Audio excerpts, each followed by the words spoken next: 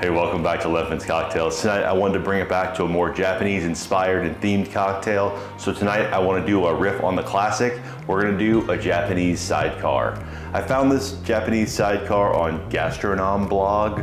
It looked pretty interesting because it used shochu, it used triple sec, lemon juice. It looked like it'd be a really good play on it, playing up on Japan's most popular spirit, shochu. For tonight's shochu, I chose a sweet potato shochu from Kirishima. I may have pronounced that wrong, but you know, I'm trying my best.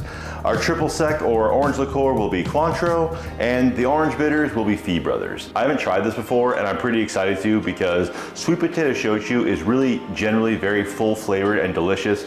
I've actually had some gin made from sweet potato shochu in the past, and it was very delicious. There's actually a gin review of it. I'll put in the link below. It was pretty tasty. It was the yuzu gin.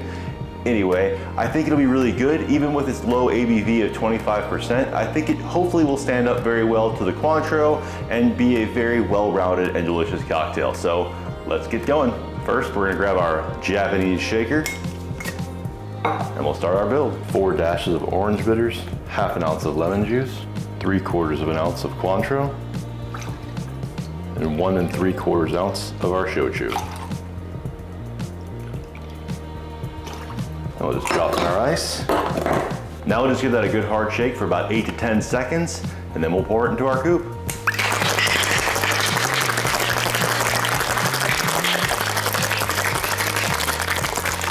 I can't really do the Japanese shaking method, so I just did a normal one. I think it'll work. Gently pat it onto our brown sugar. And now we can just double strain that. Add an additional lemon wheel for garnish with the brown sugar. All right, for the first time together, let's try our Japanese sidecar.